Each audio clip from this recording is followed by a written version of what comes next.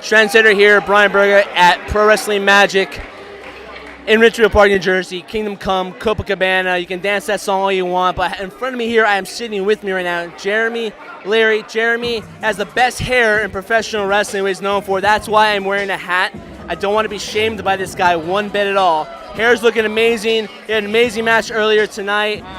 First and foremost, I want to ask you though, I mean, you might be biased. I know you're always your own worst critic, but for me, how does it feel to be in the atmosphere in Pro Wrestling Magic here in Ridgefield Park, New Jersey? Oh, Daddy, this is great, man. You know, there's a huge promotion I know running with one of the biggest legends of all time. What, 30, 40 minutes away from here, maybe? And this place is still packed. I'm very honored to be a part of it with the tribute to one of their fallen founders. Although I did not know him personally, I mean, you got to pay respect to anybody who laid the groundwork for where I'm at right now, because I know you can't see and it's going on right now, but this place is a party right now, and it's great, and this is how wrestling should be, man. Less critical people. I know you love wrestling, but some of you guys are so critical, and you come to the shows and you're like this, and I still love that you're at the shows, but man, have some fun like these people. This is great. This is fun. Now, being in this business, I've mentioned this several times that I've talked about. It's a very grueling, tough business. It's not easy. If everybody could do it, they would. It takes a special type of individual to not only do it, but to do it at a consistent level as you do as well. That being said, what gets you through the daily grind? I know it's always going, getting booked, trying to get signings and things of that nature. What gets you through those moments where it does seem a little bit overwhelming at times? Oh, man. Pinky's here. Looking great. What gets you? I mean, I don't know that I have an answer for this. That isn't cliche, but you gotta love it.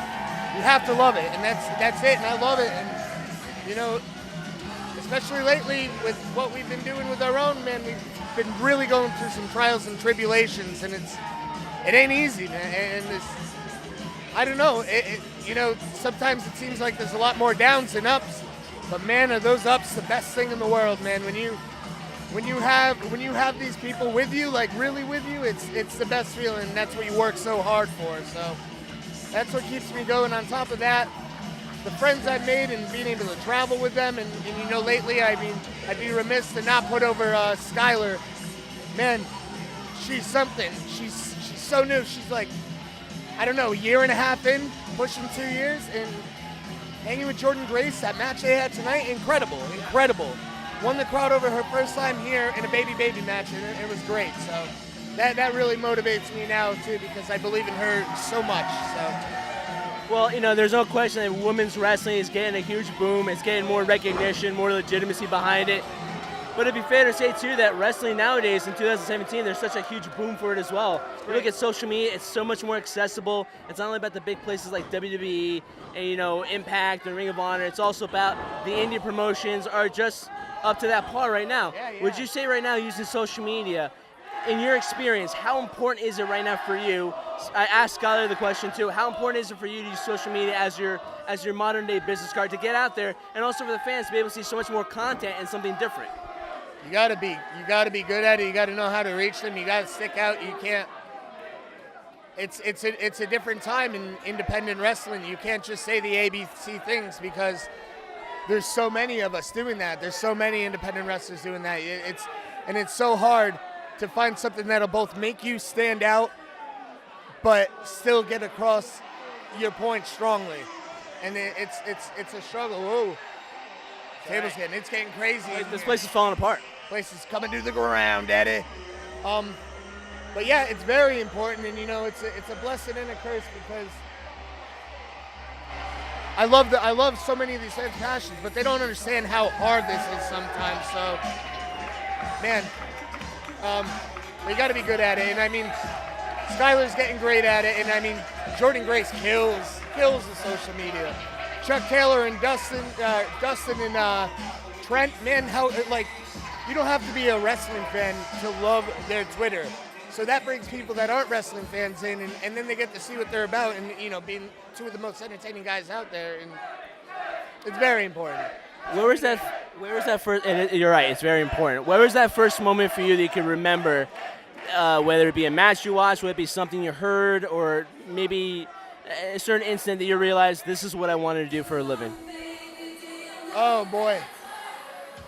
My first memories of it were just waking up, flipping through the channels as a little, 4 or 5-year-old and just finding like superstars on a Saturday afternoon and just, After Saturday morning cartoons, right? yeah, just, man, because I've always been a little rough around the edges, but I've always been a little bit of a nerd, so seeing these guys that are like... Aren't we all nerds? Oh, yeah, but seeing these guys that are like superheroes, but also tough SOBs, and just going along that journey with them, man, I can't remember the first thing, but like, first guys I was ever really drawn to,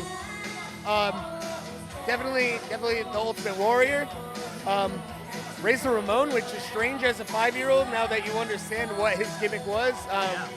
But man, but my two guys have always been that really like hooked me for two different reasons. Have been Edge and Finley. Those are my favorite of all time. Finley makes everything look like such a fight, and you would never want to mess with him. And Edge, man, what a fantastic storyteller. No matter what position he was put in. So that's the stuff that really drew me in, and just having something different to relate with your other wrestling nerd friends that you share this passion over that so much of the outside world didn't understand. Of course. Well, we're at the tail end of 2017, going into 2018, last event here of the year for Pro Wrestling Magic. What does the future entail now for the man who has the best hair in professional wrestling? What does 2018 have for that man? Well, I mean, you can always check me out at Chikara Pro. Where else can you find me? I really want to be back. I'm hoping they'll have me back here at Pro Wrestling Magic. I can speak for them. We want you back. Yes. Thank you, my dude. But especially, I'd love to get revenge on that Vinny Pacifico, that little SOB.